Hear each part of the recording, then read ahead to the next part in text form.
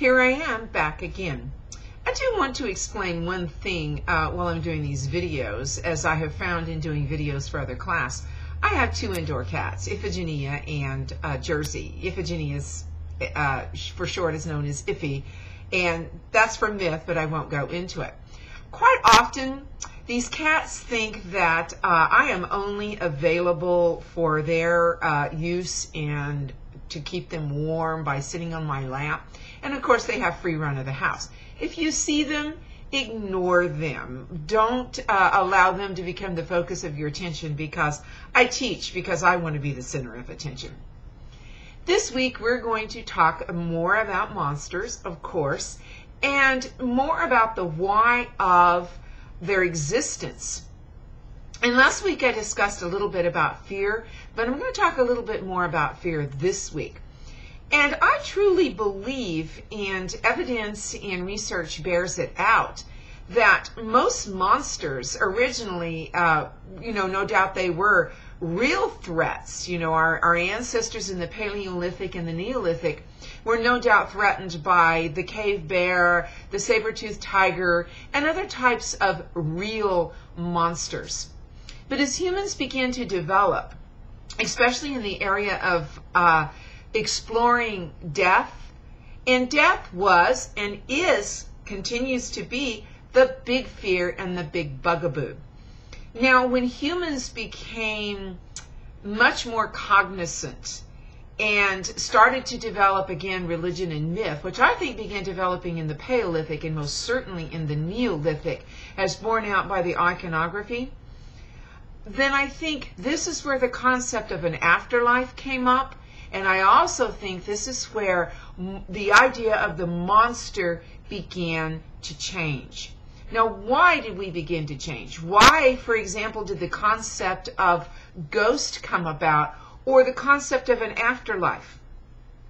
Some theorists have proposed, and I think there is great validity to it, that when humans began to dream, now other animals dream, but when humans dream, we dream with symbols, and we are able to analyze our dreams, and because we have a speech, are able to put them in words and describe them.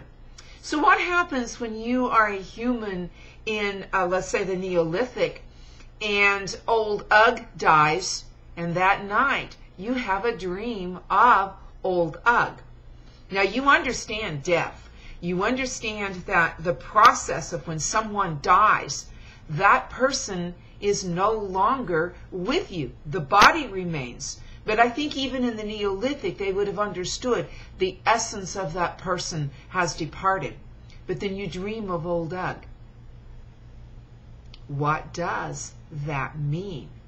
Does it mean that somewhere Ugg is still alive and would have our early ancestors? I'm sorry, I can't talk today. I have poison ivy. Yeah, it's affecting my brain. Would our ancestors then have come up with the concept of an afterlife and some part of the human existing after physical death?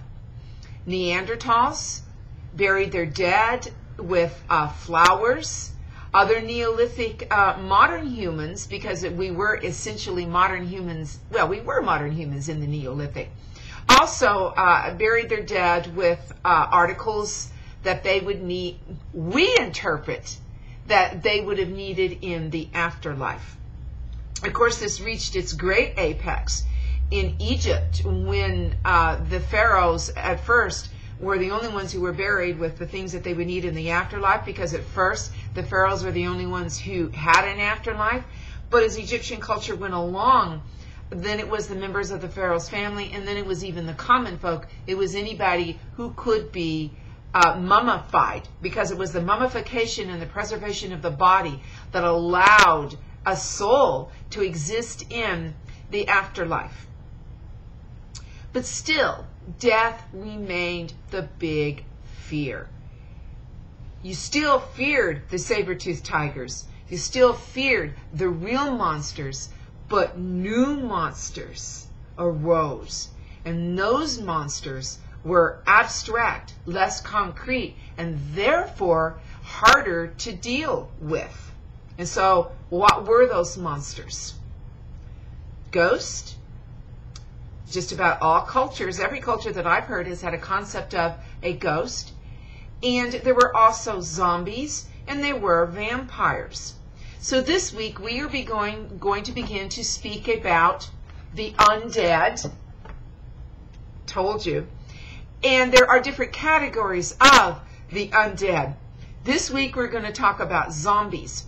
And zombie is kind of a misnomer, as I explained in the PowerPoint that I have posted, because zombie originally meant, was originally associated with Haiti and the resurrection of the dead there. But those dead were quite different than the zombies of today. Those dead were under the spell of a living person. Those dead were very suggestive to doing what the person who had resurrected them wanting to do. They were very slow, they were very lumbering, and they really weren't too much of a threat. And that is what zombie meant. But then when you had George Romero make A Night of the Living Dead, the characters of the zombies changed. They were still very slow and lumbering, but they were cannibalistic. They had come back to eat humans. Specifically, they wanted brains.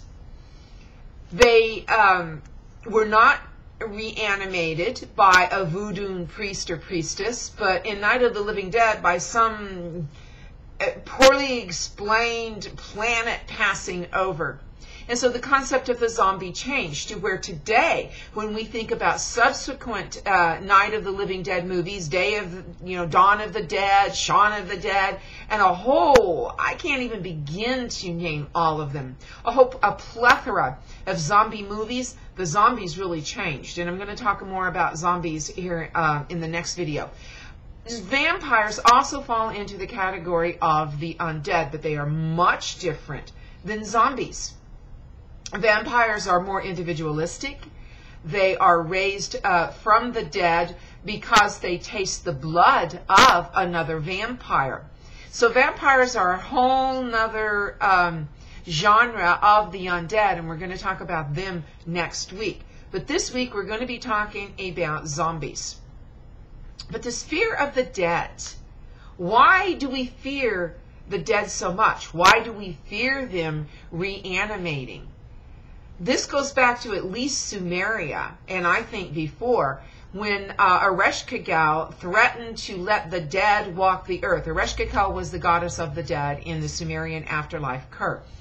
And I'm going to cover that in the PowerPoint as well, and a little bit more in the next video. Why did people even have a concept besides dreams of the dead reviving? Well, remember in olden days, the ancient days, people sometimes seemed to die, but they weren't really dead. Maybe they were in a coma. Maybe there was a medical reason why they appeared to be dead. But to someone who was not cognizant of those types of things, somebody suddenly coming out of a coma, or even slowly coming out of a coma, would have appeared to have been rising from the dead. Even Alexander the Great was said to have died, and yet his body didn't start decaying. Alexander the Great was probably in a coma. He probably wasn't dead.